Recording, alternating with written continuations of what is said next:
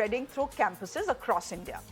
The BBC's documentary on Prime Minister Narendra Modi is being screened at campuses in Kerala, in Delhi, in Tamil Nadu, in Telangana as well.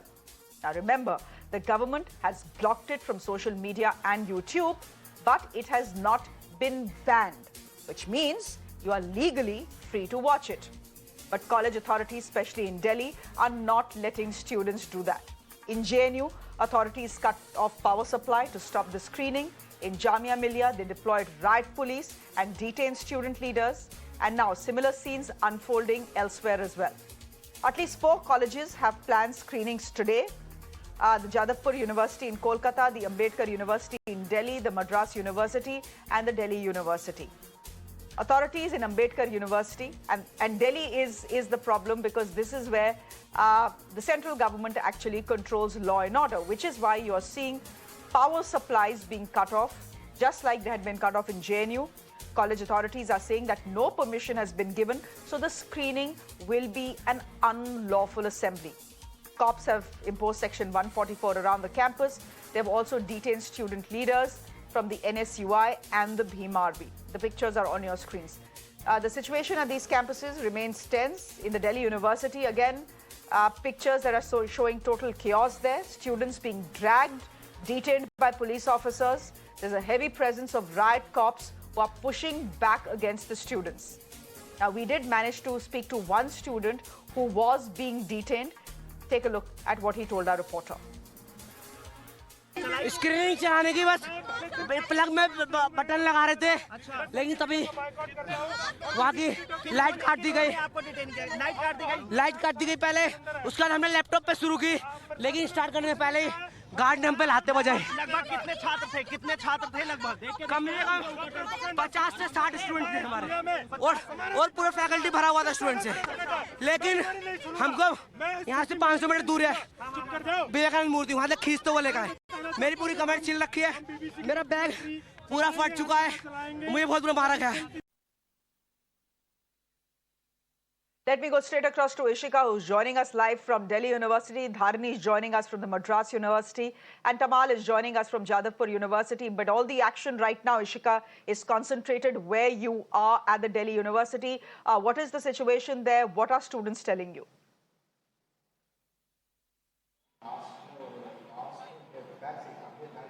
Well, yes, right now I am present at the North Campus DU, and let me show you the visuals here. You can clearly see right now, you can clearly see in the very visuals how the door is, the university gate was locked, and so many security guards that are deployed here at the very gate, and they are not letting any student come out of the campus. And that is why, many more, in fact, if we just pan our camera and show you that many police forces that are, present at this spot, because remember, Section 144 was imposed here because, a group of students from the NSUI, they came here outside, they sat on the bench and they wanted to do a mass screening of the BBC documentary. And, as soon as they started, the police came here and they detained them because the college authorities, what they are saying is that these students did not have the permission, and that is why if they gathered, that was completely unlawful. And all of this, the police detaining the students was just done in less than 7 minutes. After that, we saw that another student union, the BHIM Army Student Federation of the DU campus, they wanted to start the screening and the electricity was cut off. After that, the students wanted to do a mass screening inside the campus, and then they were in fact not just, detained, not just simply detained, but dragged and detained from the campus to the police buses. Now, what they alleged was even the female students were manhandled by the male security guards. So some of the big allegations, that are being made by the, in fact, by the student union here, and what we have been covering throughout the day is that it is not just here in the DU, but, it started with the JNU. There also we saw the kind of misbehavior that was meted out to the students and how the electricity supply was cut. The pattern is the same in all of these colleges. Same, followed in Jamia and then in Ambedkar University, and the same is going on here in DU campus. Even now, many of the police personnel here will are it be deployed possible for you to speak to any students there? Not all also visited here, went inside the very campus,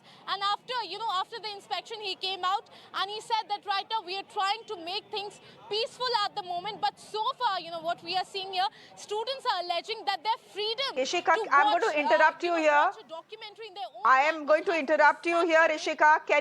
Will you be able to speak to students there at the university? Will it be possible for you to speak to students who are possibly there in and around you, or is that something that the Delhi police is not allowing either?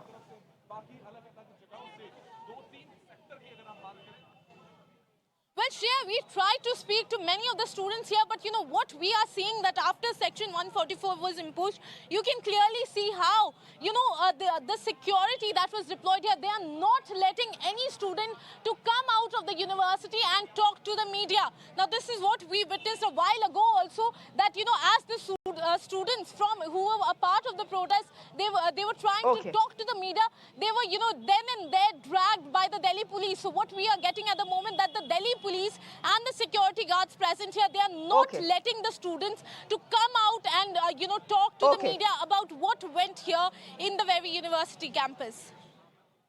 That is okay, Ishika. So that's the situation at Delhi University, and I think the scenes of protest that have come out from the Delhi University are unparalleled compared to what has come out, say, from Jadavpur University, where Tamal is joining us from. Tamal, yes, there are campuses across the country that are screening the BBC documentary. Things have gotten out of hand in Delhi for obvious reasons, not just JNU, not just Jamia, but Delhi University as well today, Ambedkar University as well today. Thankfully, no such scenes at the Jadavpur University, given that this is an opposition-ruled state. To investigate what had happened during the violence. Well, Shreya, absolutely. It's a scene absolutely in contrast to what we are all witnessing in Delhi. Now, we also have to understand one thing. As far as ABVP, the student wing of BJP, is concerned, it is not that big dominating a force in campuses, in universities, in Bengal at least. Now, do they have some presence? Yes, they do. Could they have done something? They could have. They might have, but they did not. If you ask me, I would say maybe there is a strategy behind it, because as far as universities are concerned, it's a very emotive, a place. Anything happens to a student, it spirals, and Bengal is looking at Panchayat elections in about a month or two. So I don't know whether there is any kind of a strategy behind this decision of ABVP not to interrupt, not to do anything. No untoward incident. Maybe, or could be, but at the moment, if I just ask my camera person to carefully pan towards right and not show you the frame of the documentary, which is currently being screened inside Jadavpur University campus. Mind it, Shreya, in less than 24 hours, this is the second time the screening is happening inside Jadavpur University campus. Yesterday, it was SFI. Today, it's ISA. Do they belong to the same political ideology? The answer is a big yes. So yes, the students are watching it at Presidency University. We saw some amount of resistance coming in from university authorities. Here in Jadavpur, not even that. I'm joined by one of the students. You are watching this documentary, and I borrowed your time. Why was it so needed to watch the documentary inside the university campus, especially when it's being banned? First of all, when the discussion along the documentary started, and I started searching it up, and I found that it has been banned from any kind of platform. And I also saw there is a news which says any Twitter links where any link of this movie or this documentary in Twitter, that Twitter handle will be disbanded, and the links will be deleted. The government cannot ban? The government cannot ban. First of all, why is the government banning things? Why is the government banning things? Why is the government banning a critical report? I'm just being critical. If the government is there in power, they do also have the discretionary powers. They can decide in the interest of whatever you say. But if they decide something, is it political posturing that you would oppose it and you would watch it inside the campus? Because the Supreme Court, I'm repeating myself, the Supreme Court has given a clean sheet. Nobody is above the Supreme Court. Are you above the Supreme Court? Is ISA above the Supreme Court?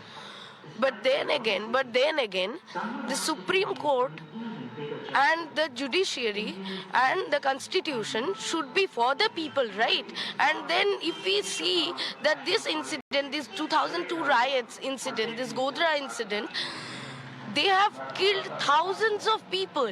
Now, if the court is not in for the people, then the people and the student organization should be in the interests of the people. Okay. Very quickly before I toss it back, there is a crunch of time. Would you also watch Kashmir Files inside the university campus? First of all, I have, like, if you see what... Will you watch Kashmir Files inside the university campus? Is Yes or no? Is it a banned movie? There is controversy. There is controversy, but it still ran on halls, right? Okay. So Still- you don't mind? If somebody screens it anywhere, people won't be stone pelting on it. That part I'm sure people won't be creating disruptions around it. No, I am sorry to correct you, but then there had happened a lot of disruptions when the movie was screened. Well, Shreya, as you see, the screening is underway. The students who are watching it, they definitely have, a certain mind space they have, and that's the reason they are essentially questioning the ban. They're saying, why this ban? Why do you need this ban? Why should the government ban anything? If you do not like it, you can criticize. There can be discourse, debate, but the banning is something I think these students are essentially saying that it had irked them so much so that they wanted to defy it. Do they have a political allegiance? Again, I would repeat myself, Shreya, they do. Yesterday it was SFI, today it's ISA, and certainly they're organizing it at a mass level, in open platform. You cannot deny there is a lot of political posturing in that as well. Absolutely. Is this politics hijacking the campuses today? That's a question I'll ask my guests. But before I do that, Dharani, you're joining us from Madras University with a student. Again, today there has been a screening of the film, of the documentary, and things have been quiet there. Some protests, yes, but things have been quiet there. No detentions like in Delhi.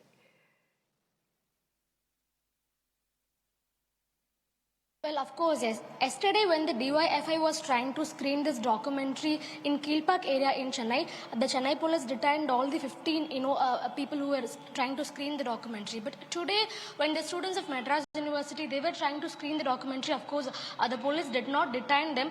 But the college management, the university management, they were trying to pacify the students. They were trying to, tell the students that they're not allowed to watch the documentary inside the campus, but they can, go watch it outside. There is no problem with that. But despite all that, the students were very adamant. They were not ready to go outside of the university, and their specific condition was that their intention was that they wanted to watch the documentary inside the campus, specifically for several ideological reasons. That is what they told us. In fact, right now I'm being joined by one of the students who was part of the screening. So he was there when the screening happened, and he was watching the documentary along with 15 to 20 other students of the Madras University. So what is the reason for the screening? And I hear that there is no permission from the Vice Chancellor for this. Then why did you go ahead with the screening? Yeah, we SFI All India Committee called for the screening of this documentary in all over the India, in every campus. We telecast regularly. Yesterday we telecast in Presidency College hostel. In that also today the principal call and he tell that some action we will take some action like that.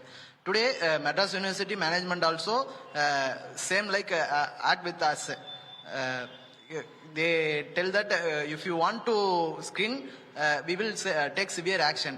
In every WhatsApp group to the every departments, they send a message to the students to not to participate. If you participate, then we will take the severe action from the Madras University. All right. So basically, in all the departments, all the WhatsApp groups, in the college, the student groups, they have received message from the top university officials telling that if they are going to screen this documentary, then they will be facing disciplinary action. So despite all that, the students of Madras University, around 20 people, they had, of course, screened this documentary, and the screening went ahead without any disruption. So we'll have to wait and see how this is going to pan out in the upcoming days, Shreya.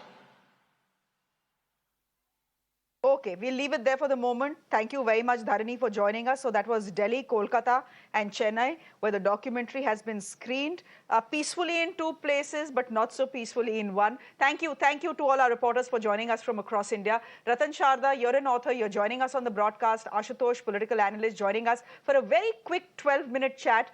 Ratan Sharda, I'll start with you.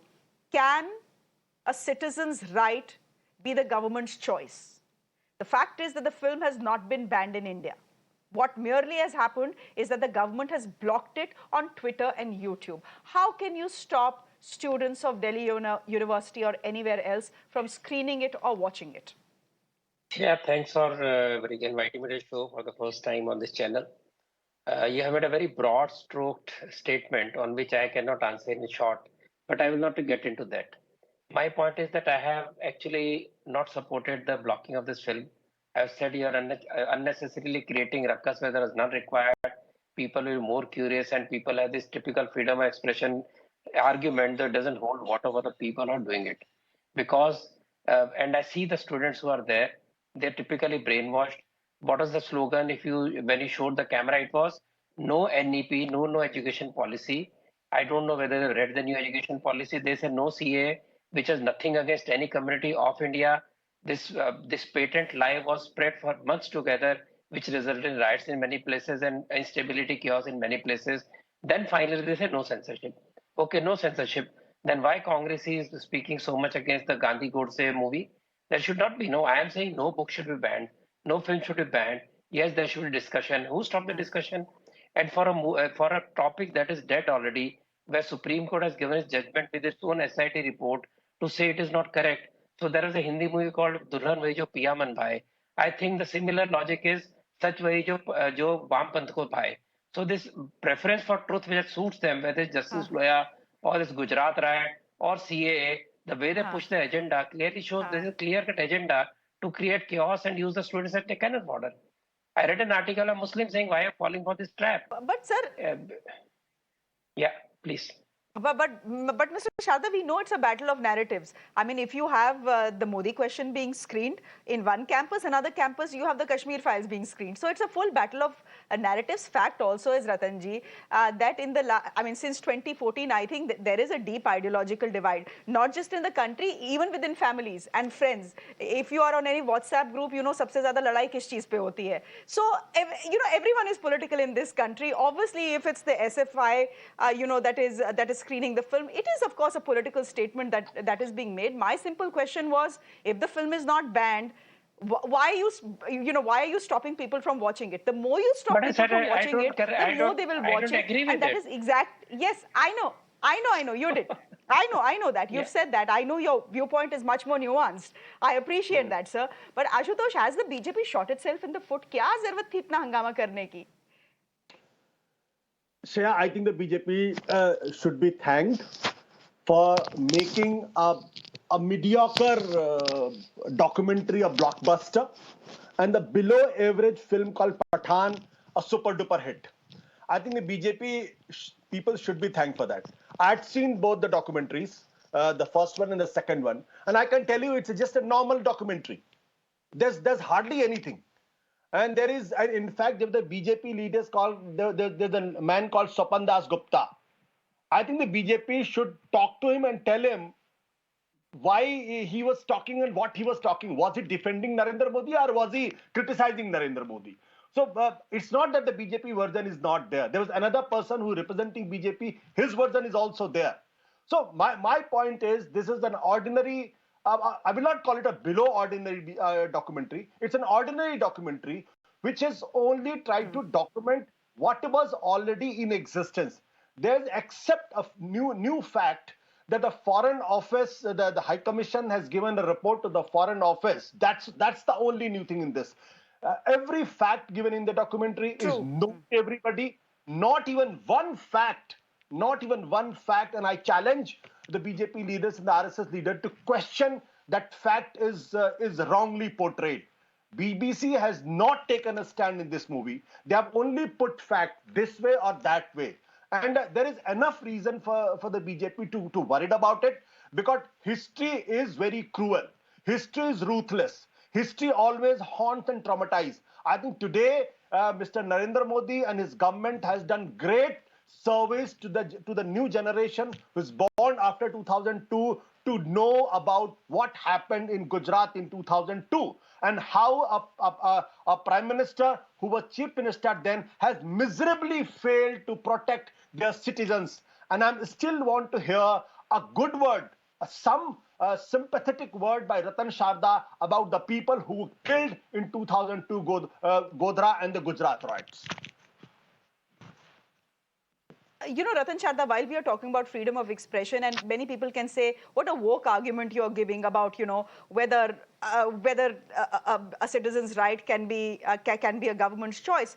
But fact also is, you can of course respond to Ashutosh, but fact also is that my own sense is, does this younger generation that Ashutosh is referring to even care about what happened in 2002? You know, that's my whole point. It was so long ago. And the fact is that young people like Mr. Modi. That is also the truth. Shreya said this particular, they talk about youth. Yes, they do not know the history, just like they do not know the history of Ram Mandir. And history must be told. But again, Ashutosh going the same path, that he is disagreeing with the entire Supreme Court proceedings, his judgment, and he wants us to comment on something. How many people actually, when they start the Gujarat riot story, how many people talk about Godhra train burning? Hardly anybody. So to say today that, you know, I will not get into that area because it is unnecessary, giving fodder to the mills like Mr. Ashutosh wants. I will not go there. And as I said, Congress is the party which has banned maximum movies, maximum books. As I said in my argument, that no book should be banned, no film should be banned. There should be discussion. There should be very loud discussion. And as far as SFI is concerned, I know of stories, real stories, where SFI actually chased ABP students into a pond, then finally went on stoning them till they died and drowned. That is in Kerala. I can tell you hundreds of such stories. We know about Marish Jhapi, we know about what happened in Calcutta, first by Congress killing thousands of leftists, then leftists killing hundreds of other people. So this particular approach of only one-sided human rights, one-sided narration doesn't run anymore. So people will react. People want to know what's happening, just like the youth of left, similarly youth of others. It's typical trouble pots which you can look, whether it's CAA, whether it's 370, whether it's any issue. Same trouble spots, same leftist students, strongholds where such things happen. And welcome, they can carry their own Lala word. You know, the argument can be that obviously this is how it has to be. Obviously, this is how it has to be because they belong to a different ideology. They belong to a different politics. Obviously, they will not buy the politics and the ideology of the right. Na, sir. Ashutosh, 10 seconds. I have to wrap the show. I have Padma Awardees coming up next, but I have to wrap the show. 10 seconds for you to wrap, end the show. It's such a convoluted argument that why should I condemn Gujarat riots because people have not condemned Godhra riot. This is a political party which governs this country and the Prime Minister of Modi represents the entire population. And if it is coming from Ratan Sharda, I'm not surprised because I know why he doesn't want to condemn Gujarat riots. I know why he doesn't have good words for those people who killed during Gujarat riots. The entire country has condemned those what happened in Godhra. I am witness to that because at that point of time I was one of the anchors in one of the leading channels, and how the whole country has condemned those who burned those Gujarat. It is arguable whether it was burnt or not burnt, whether from inside or the outside. But then everybody had condemned Godhra riots and the burning of that tree, and people had condemned those who did it. But Ratan Sharda Ratanji was trying to say something. Independence. Okay. Ratan Sharda was trying to say something. Just 10 seconds, sir. We couldn't hear you. This selective memory of not remembering Delhi massacre, Jabalpur massacre, days of curfew in Gujarat, and claiming that there was only riot in Gujarat. Did any of the people were punished in Delhi riot, Delhi genocide of 1984? No. The good and you thing were a is, very senior journalist at that time. Did you the speak good up? thing is, You did not. He will not talk about Gujarat. He will not Okay, have... you know, we leave it there. 20 years. I don't want to speak after 20 years, Mr. Ashutosh. You yeah. want to harp only on 2002. You will No, not no, talk no. of any other I land. know you will not That is say the this. problem with you. Gentlemen, Yeah, so time up. offended by our hate So that this you will is- only speak Gentlemen, of Gujarat, time up. no other land. Thank you very much. I think both of you have made your point. You can pick up the phone and call each other and continue this argument. Thank you very much. I think both of you have made your point, but the fact is that for any of the students who are watching the film today in campuses across the country, if you were born after 2002, you don't know what has happened. I think they'll be aware of that, both of what happened in Godhra and what followed as well. We leave it there for the moment. Thank you very much, Ratan Sharda, for joining us. Ashutosh, good to have you on the show. I'm slipping into a quick break on the show. Up next, meet the Padma awardees. It's a special coming up for you right here on Mirror Now.